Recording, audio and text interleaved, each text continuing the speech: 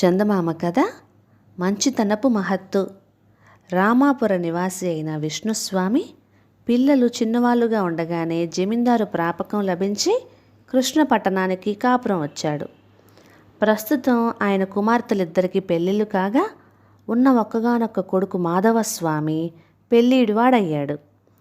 పండితుడు దానశీలి అయిన విష్ణుస్వామి పేరు ప్రతిష్టలు తండ్రికి మించిన తనయుడిగా మాధవస్వామి పాండిత్యం చూసి అతడికి పిల్లనిస్తామంటూ అనేకులు రాసాగారు. ఈ స్థితిలో ఒకనాడు విష్ణుస్వామి భార్య అలిమేలు కొడుకుతో, నాయనా, నీకు పిల్లనిస్తామంటూ ఎంతోమంది వస్తున్నారు, చూస్తున్నావు కదా, ఇంకా ఆలస్యం చేయకూడదు. ఈ సందర్భంగా నీకొక ముఖ్య విషయం చెప్పాలి అన్నది.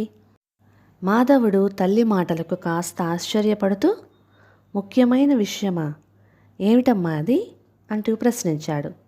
విను అంటూ అలిమేలు, నీ చిన్నతనంలో మనం రామాపురంలో ఉన్నప్పుడు మన పొరుగున వెంకటావధానులు గారి కుటుంబం ఉండేది. ఆయనకు 5 ఆడపిల్లల సంతానం. లక్ష్మీ సరస్వతులిద్దరూ ఆయన్ని చిన్నచూపు చూడటం వల్ల ఆ కుటుంబానికి మేము అడపాదడపా సహాయపడుతూ ఉండేవాళ్ళం. వాళ్ళ 3వ అమ్మాయి శ్రీలక్ష్మి అప్పటికి 5 సంవత్సరాల పిల్ల. చూడముచ్చటైన రూపంతో చురుకుగా తిరుగుతూ ఉండే ఆ పిల్లను నేనే నా కోడలు అంటూ ముద్దు చేసి మీతో సమానంగా చూసేదాన్ని. చివరికి ఆ ఊరు నుంచి కృష్ణపట్నానికి కాపురం మార్చే ముందు అవధానులు గారి భార్య ఊరికే బాధపడుతూ ఉంటే ఓదారుస్తూ శ్రీలక్ష్మిని తప్పకుండా నా కోడల్ని చేసుకుంటానని బాధపడవద్దని చెప్పాను. మీ నాన్నగారు కూడా అందుకు సంతోషంగా తన సమ్మతి తెలిపారు. అందుచేత ఇప్పుడు మిగిలిన పెళ్లి సంబంధాల గురించి ఆలోచించే ముందు ఒకసారి రామాపురం వెళ్ళి పిల్లను చూసి వద్దాము అంటూ ముగించింది.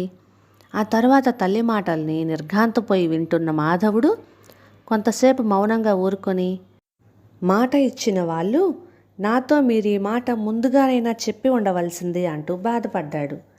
అలివేలు మాధవుణ్ణి సంగతేమిటో చెప్పమని 2-3 సార్లు అడిగిన మీదట మాధవుడు, అమ్మా, మనది విద్వత్ కుటుంబం, అందువల్ల మన ఇంటికి రాబోయే కోడలు కూడా విద్వాంసురాలు సుగుణవతి అయి ఉండాలన్నది నా అభిప్రాయం.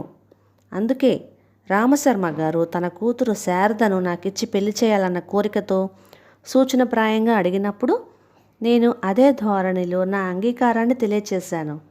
ఆయన నవరాత్రులు అయిన వెంటనే ఇంటికి మీతో వచ్చి మాట్లాడతాను అన్నాడు అని చెప్పాడు. అలిమేలు ఆ మాటలు విని నోరు మెదపలేకపోయింది. ఇటీవల రాజధానిలో జరిగిన విద్వత్ సభలకు మాధవుడు వెళ్ళి వచ్చినప్పటి నుంచి అతడి నుంచి తరచూ రామశర్మ శారదల గురించి ఏదో ఒక ప్రస్తావన వస్తూనే ఉన్నది. రామశర్మ రాజాస్థాన పండితుడు. ఆయన తన కుమార్తె శారదను విద్వత్తులో తనకు సాటి వచ్చే దానిలాగా చేశాడు. ఆస్థానంలో జరిగిన విద్వత్ సభలలో ఆమె చాలామంది పండితులను తన శాస్త్రజ్ఞాన వాక్పటిమలతో ఓడించి చివరకు మాధవుడి దగ్గర తన ఓటమిని అంగీకరించింది. తన కూతుర్ని ఓడించిన మాధవుణ్ణి రామశర్మ ప్రత్యేకంగా అభినందిస్తూ తన ఇంటికి విందుకు ఆహ్వానించాడు. తల్లి ముఖంలో భావాలు గమనించిన మాధవుడు, నేను స్వతంత్రించి ప్రవర్తిస్తున్నానని మీరు అపార్థం చేసుకుంటారేమోనన్న భయంతో రామశర్మ గారు తన కూతురి గురించి ప్రస్తావించిన సంగతి చెప్పలేదమ్మా. అంతేగాని మీ పట్ల అగౌరవ భావం మాత్రం కించెత్తు కూడా లేదు అన్నాడు. అలమేలు భారంగా నిట్టూర్చి, సరే, మొదట ఇదంతా మీ నాన్నగారికి చెప్పని, ఆ తర్వాత ఏం చేయాలో ఆయన నిర్ణయిస్తారు అన్నది. అయితే విష్ణుస్వామి కూడా ఏ విషయమూ తేల్చి చెప్పలేని సందిగ్ధావస్థలో పడ్డాడు. తల్లిదండ్రులిద్దరి మనస్థితి గమనించిన మాధవుడు చివరకు తనే నిర్ణయం తీసుకుంటూ తల్లితో, అమ్మా, నువ్వు అవధానులు గారి కుటుంబానికి ఇచ్చిన విధంగా నేను శర్మగారికి మాటేమీ ఇవ్వలేదు.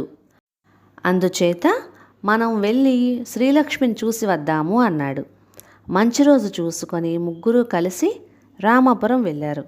హఠాత్తుగా వచ్చిన విష్ణుస్వామి కుటుంబాన్ని చూసి అవధానులు దంపతులు మొదట ఆశ్చర్యపోయినా తర్వాత వారి రాకలోని ఆంతర్యం తెలుసుకొని చిన్నబోయారు. ఆ తర్వాత కొంతసేపటికి అవధానులు బాధగా, విష్ణుస్వామి, ఏనాడో చేసిన వాగ్దానాన్ని ఇంతగా గుర్తుపెట్టుకొని మీరు వస్తారని మేం కలలో కూడా అనుకోలేదు. ఇప్పుడు మీ మంచితనానికి తగిన విధంగా కృతజ్ఞత చెప్పలేనందుకు బాధగా ఉన్నది. శ్రీలక్ష్మే గనక ఈ క్షణాన మా దగ్గర ఉండి ఉంటే మరో ఆలోచన లేకుండా కాళ్ళు కడిగి కన్యాదానం చేసి ఉండేవాళ్ళం అన్నాడు. ఆ జవాబు వింటూనే విష్ణుస్వామి, ఏమైంది శ్రీలక్ష్మి అని అన్నాడు ఎంతో ఆదుర్దాపడుతూ. దానికి అవధాన్లు, మీరు కృష్ణపట్నానికి వెళ్ళిపోయిన నెల రోజులకు ఒక పండితుడు సంతానార్థం ఇక్కడి రంగనాథ స్వామిని దర్శించుకోవాలని భార్యతో పాటు వచ్చాడు. అది మండు వేసవికాలం.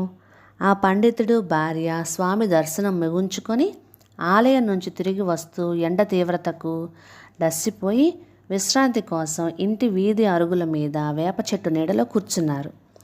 ఇంటి నడవాలో ఉండి అది గమనించిన నేను శ్రీలక్ష్మి వాళ్ళను లోపలికి రమ్మని పిలిచేంతలో బాగా అలసిపోయిన పండితుడి భార్య మూలుగుతూ సొమ్మసిల్లి పడిపోయింది. ఆ మరుక్షణం నేను, నా భార్య శ్రీలక్ష్మి ఆ పండితుడి సహాయంతో ఆమెను ఇంట్లోకి చేతుల మీద మోసుకొని వచ్చాం. ఆ తర్వాత మన ఊరి ఘన వైద్యుడు వెంకటాచారి వారం రోజుల పాటు చేసిన చికిత్స, పెద్దవాళ్ళం మా అందరికన్నా ఎక్కువగా శ్రీలక్ష్మి చేసిన సపర్యల ద్వారా పండితుడి భార్య స్వస్థురాలైంది. ఆ తర్వాత తాపీగా ఒక కుటుంబం వివరాలు మరొకరం తెలుసుకున్నాం అని ఆగాడు. అంతా బాగున్నది అవధాన్లు. ముందు లక్ష్మి సంగతి నాన్సక ఒక మాటలో చెప్పు అన్నాడు విష్ణుస్వామి. అదే చెప్పవస్తున్నాను. ఆ పండితుడు శ్రీలక్ష్మిని దగ్గరకు తీసుకొని ఆప్యాయంగా తలనిమురుతూ సంతానార్థం వేడుకునేందుకని వచ్చాము. మాకు ఏకంగా సర్వగుణ సంపన్నురాలైన 6 ఏళ్ల కుమార్తెను రంగనాథుడు ప్రసాదించాడేమో అన్న భావం నా చిన్న బుద్ధికి తోస్తున్నది. ఈ చిట్టి తల్లిని మాకెందుకు దత్తతివ్వకూడదు అంటూ ఆ పండితుడు కళ్ళనీళ్ల పర్యంతం అవుతూ కోరాడు. సరే, పిల్ల బతుకు బాగుపడుతుంది కదా అని గుండె రాయి చేసుకొని శ్రీలక్ష్మిని వారికి దత్తత ఇచ్చేశాము అన్నాడు. శ్రీలక్ష్మిని దత్తత తీసుకున్న పండితుడి పేరేమిటి అంటూ విష్ణుస్వామి, మాధవుడు ఇద్దరూ ఒకేసారి ప్రశ్నించారు. అందుకు అవధాన్లు, ఆయన పేరు రామశర్మ. లక్ష్మిని దత్తత తీసుకున్నాక ఆయనకు రాజాదరణ లభించింది. దత్తత తీసుకునే సమయంలో ఆయన పిల్ల పేరును తన అభిరుచి ప్రకారం లక్ష్మీ శారదగా మార్చుకున్నాడు అని చెప్పాడు. తను మాట ముగించే లోపలే విష్ణుస్వామి భార్య, కుమారుడు ఎందుకు అంతగా ఆనందపడుతున్నారో తెలియక మొదట ఆశ్చర్యపోయాడు అవధాన్లు. కానీ తర్వాత విష్ణుస్వామి ద్వారా సంగతి సందర్భాలన్నీ క్షుణ్ణంగా తెలుసుకొని ఒక్క అవధాన్లే కాక ఆయన కుటుంబం 50 మంది చాలా సంతోషించారు. ఇది జరిగిన 2 నెలలకు నూతన దంపతులైన శారదను, మాధవుణ్ణి ఆశీర్వదిస్తూ రామశర్మ విష్ణుశర్మతో, చూశారా బావగారు, మంచి మనస్సుతో మనిషి చేసే పనులకు ఎంతటి మహత్తున్నదో. ఆ రంగనాథుడే మీరు ఏనాడో వదిలిపోయిన రామాపురానికి మా చేత ప్రయాణం కట్టించి ఇటు మా చెల్లెలు అలిమేలు కోరిక, అటు మాధవుడి జీవితాశయం అన్నీ చక్కగా నెరవేరేలాగా చేశాడు. మంచితనపు మహత్తు అంటే ఇది అన్నాడు అమితానందంతో. కథ సమాప్తం. ఇక ఈ కథ మీకు నచ్చినట్లయితే ఇలాంటి మరెన్నో తెలుగు చిట్టిపొట్టి కథల కోసం please like, share and subscribe to my channel. Thank you.